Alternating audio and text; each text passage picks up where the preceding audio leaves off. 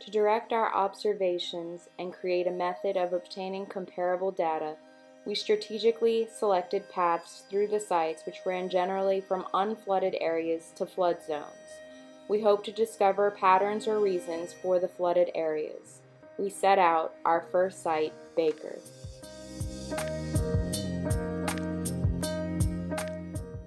Beginning in the unflooded area on the map, we discovered a substantial drainage canal near the small Breck Park within our site.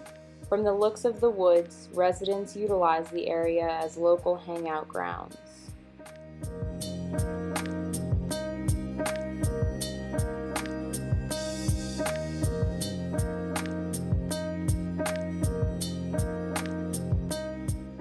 We stopped to document our observations in quick sketches.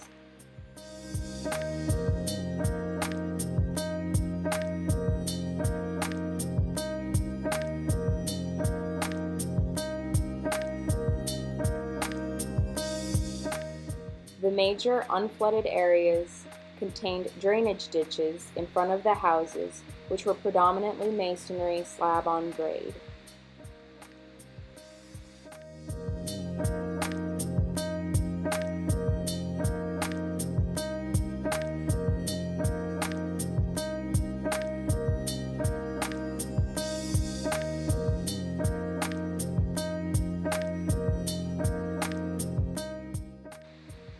Entering the flooded area on our path, we observed a distinct drop in the pavement, as well as standing water in the street, no front yard drainage ditches, and very few storm drains. Other evidence of the storm included flood lines, roof damage. Materials for construction could be observed throughout the neighborhood, and we discovered several empty slabs from houses already demolished.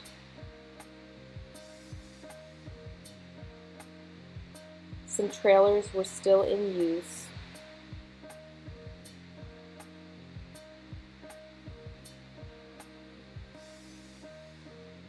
while other houses were already abandoned and lots for sale.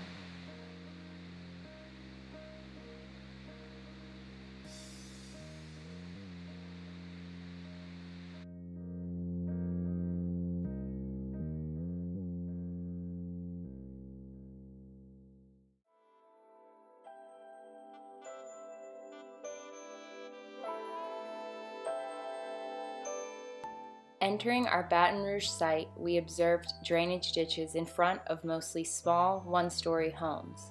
The streets were littered with trash and rubble.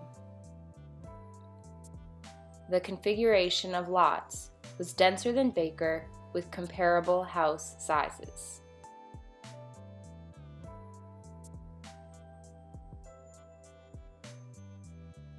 We found more leftover flood wreckage than Baker.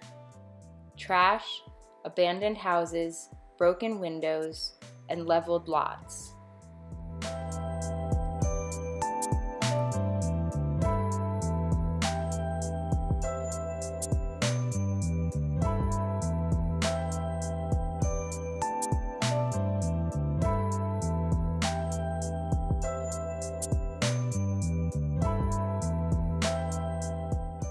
There seemed to be less recovery construction happening to rebuild or repair the homes.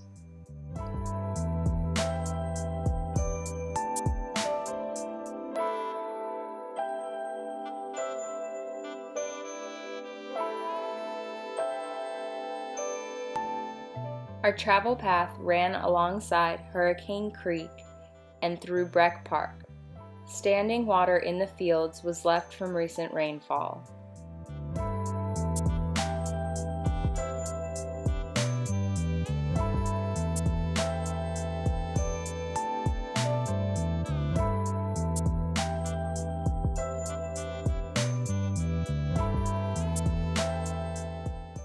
We stopped to walk around the creek and sketch.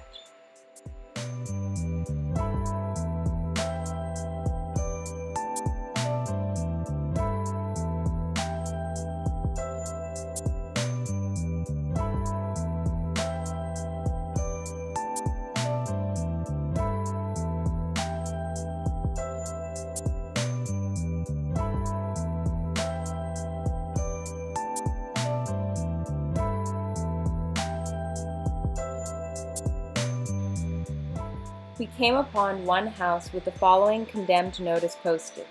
It outlined instructions to demolish the house within 10 days from August 23, 2017, or else the city would do so. Currently January 2018, and the city still has not taken action. With pictures still on the wall, the owners seem to have simply given up on their property, adding to our general impressions of abandonment in the affected Baton Rouge site.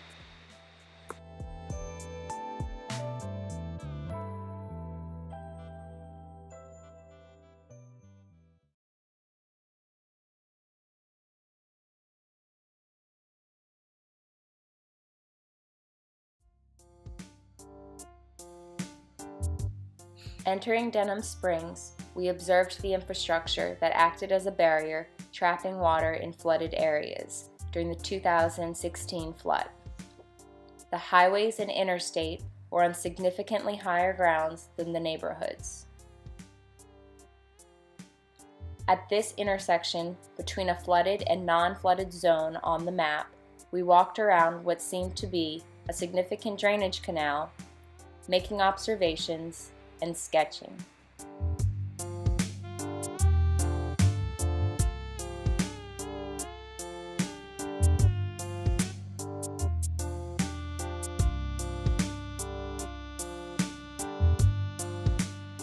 Driving alongside the Amite River Basin into neighborhoods, we observed some two-story homes and more significantly raised homes than in Baker or Baton Rouge.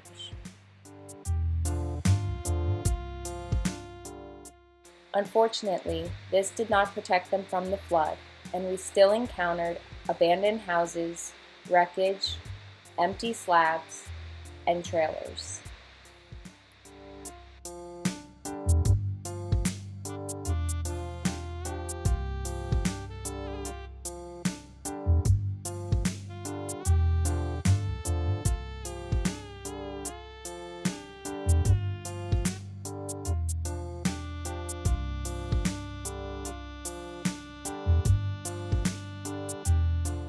Despite this, there seemed to be more cleanup efforts, more rebuilding construction, and more houses already done with repair.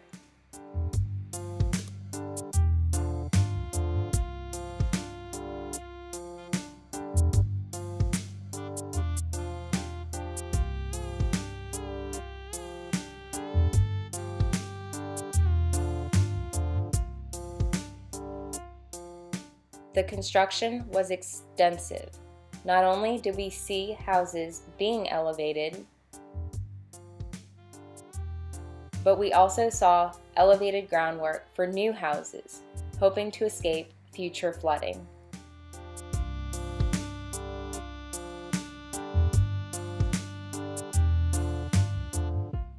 Of all the sites, Denham Springs had the most notable number of houses and lots for sale.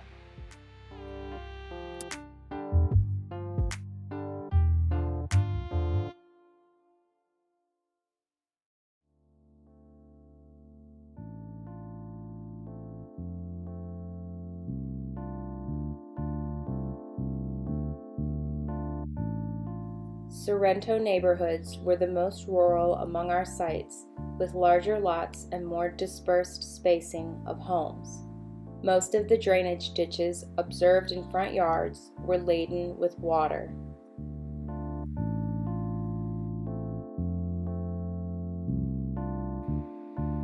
This sandbagged house suggested measures that residents took to protect their homes. Piles of wreckage and scrap were common sights along our paths.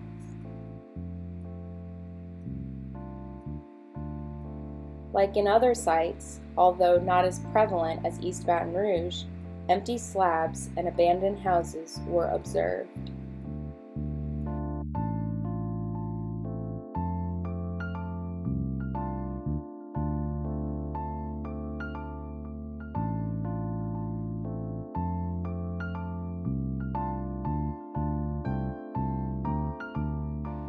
Despite reconstruction efforts, each site visited shows little evidence that South Louisiana is better prepared for a future event like the flood of 2016.